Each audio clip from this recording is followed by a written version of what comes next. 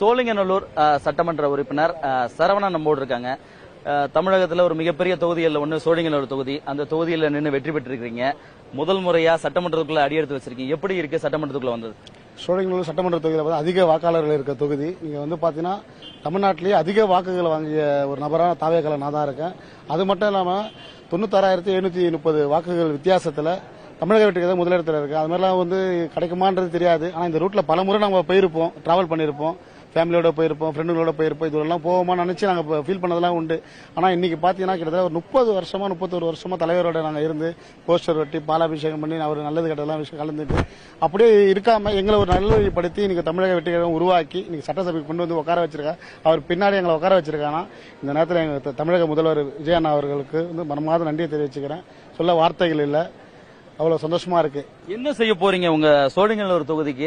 ஏற்கனவே மக்கள்கிட்ட என்னெல்லாம் கேட்டிருக்கீங்க, அவங்களுக்கு என்ன நீங்க பண்ண போறீங்க? சட்டமன்றத்துக்கு வந்துட்டீங்க, அதுதான் எதிர்பார்ப்பாங்க மக்கள். என்ன இப்ப நீங்க பாத்தீங்கன்னா நம்ம சோழிங்கநல்லூர் தொகுதி அதிக பட்டாக்கள் இல்லாம சூழ்நிலையா இருக்கு. எங்க தலைவர் அவர்கள் பார்த்தா தேர்தல் இருக்கிற பட்டா இல்லாதவர்கள் பட்டா வழங்கப்படும் சொல்லியிருக்காரு.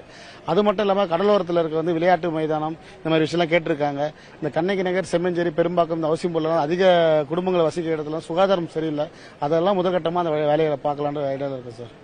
ஈசிஆரை பொறுத்த வரைக்கும் நிறைய மக்கள் செல்லக்கூடிய இடங்களா இருக்கு. குறிப்பா கடற்கரை பகுதிகள் நிறைய பொழுதுபோக்கு இடமா இருக்கு. அதெல்லாம் மேம்படுத்துறதுக்கு ஏதாவது திட்டங்கள் ஏதாவது? எல்லாமே இனி ஒரு 10 நாள்ல எங்க தலைவர்கிட்ட ஒப்புதலோட அவருக்கு என்னென்ன இன்ஸ்ட்ரக்ஷன் கேட்டு அவர் மூலியமா நாங்க செய்யலான்ட்டு நாங்க இருக்கிறோம் சார். ஏதாவது உங்களுக்கு அமைச்சர் பதவிகள் ஏதாவது எதிர்பார்க்கறீங்களா? குறிப்பா இன்னும் சட்டமன்ற உறுப்பினர் இருந்து அமைச்சரா மாறினாக்கா இன்னும் மக்களுக்கு என்ன செய்ய முடியும்? எல்லாமே தலைமை தான் முடிவு பண்ணோம். நான் ஒரு சாதா எளிய குடும்பத்திலிருந்து வந்திருக்கேன். எம்எல்ஏ கிடைச்சே பெரிய சந்தோஷமா இருக்கு. எதுவா இருந்தாலும் அமைச்சராக இருந்தாலும் எது ஒரு விஷயமாக இருந்தாலும் தலைமை தான் முடிவு பண்ணும். அது தலைமை கிட்ட தான் இருக்கு. இன்னைக்கு எப்படி இருந்துச்சு? நேற்றுக்கு பொறுப்பேற்றது உங்களுடைய தலைவர் முதலமைச்சரா பொறுப்பேற்றாங்க. அந்த நிகழ்வும் இன்னைக்கு சட்டமன்றத்தில் பார்க்கும்போதும் இதெல்லாம் எப்படி இருக்கு? இப்ப நீங்க பாத்தீங்கன்னா தொடர்ந்து பல்வேறு கட்சிகள், பல்வேறு யூடியூபர்கள் விமர்சனவாதிகளாம் பாத்தீங்கன்னா இவங்கெல்லாம் கட்சி ஆரம்பிச்சு ஒரு 2 சீட்டு வருவாங்களா 3 சீட்டு வருவாங்களான்றது கேலி கிண்டல் நிறைய பேசியிருந்தாங்க. ஆனா இன்னைக்கு நாங்க ஒரு 107 இன்னைக்கு ஒரு தமிழக முதல்வராக எங்க தளபதி ஜோசப் விஜய் நம்மான் அரியணையில் ஏற்றும் போது எனக்கு ரொம்ப மகிழ்ச்சியாக இருந்தது. வாழ்நாள மறக்க முடியாத ஒரு அனுபவமா இருந்து சந்தோஷமா இருந்தது. அது மட்டும் இல்லாம இன்னைக்கு அவர் முன்னாடி அவர் முதல் முறையா உறுதிமொழியை வாசிச்சதுக்கு அப்புறம் நாங்கள் அவங்களோட வாசிக்கும் போது ரொம்ப சந்தோஷமா இருந்தது. என்ன அறிவுரை எல்லாம் வழங்கியிருக்காங்க முதலமைச்சர் ஜோசப் விஜய் அவர்கள்? பாத்தீங்கன்னா யாரும் ஊழல் பண்ணக்கூடாது, எதுவாக இருந்தாலும் நீங்க பார்த்திருப்பீங்க தலைவர் அவர் பேச யாரும் ஸ்ட்ரிக்டா இருக்கணும்ன்ற மாதிரி சொல்லியிருக்காங்க. அது அவர் சொல்ற ஒரு வார்த்தை நான் பின்பற்றுவது தெரிவித்துக்கிறேன். நடைமுறையில சாத்தியம் நினைக்கிறீங்களா? அதெல்லாம் கண்டிப்பா சாத்தியம். ஏன் நான் சொல்றேன்னா ஒரு 30 வருஷமா நீங்க பார்த்தா எந்த ஒரு எதிர்ப்பு யாரோ தளபதி அவர்களோ பொதுச்செயலாளர் அவர்களோ யாரும் ₹1 பணம் கொடுத்தாங்க இந்த ஒர்க் பண்ண அந்த ஒர்க் பண்ண எங்கிட்ட சொல்லல. எவ்வளவு விஷயம் பல்வேறு நலத்திட்ட உதவிகள், ரத்த தானமாக நிறைய விஷயங்கள் நாங்கள் செஞ்சிருக்கோம். எங்களோட சொந்த பைசால தான் போட்டிருக்கோம். அப்படியே நாங்கள் செய்யும்போது இன்னைக்கு சட்டமன்ற உறுப்பினராக எனக்கு சம்பளம் வருதுன்னா ஒரு ₹1 லட்சம் தான் மக்களுக்கு தேவையான நிதி, ஏதாவது பள்ளிகளுக்கு பீஸ் கட்டாத குழந்தைகள் கூட வழங்குறதுக்கான முழு ஏற்பாடு பண்றதுலாம் ஒரு ஐடியால இருக்கு.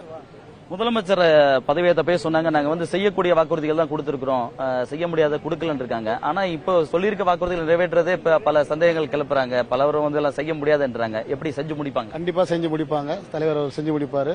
முதலமைச்சர் அவர் வாக்குறுதி கண்டிப்பா செஞ்சு முடிப்பாரு.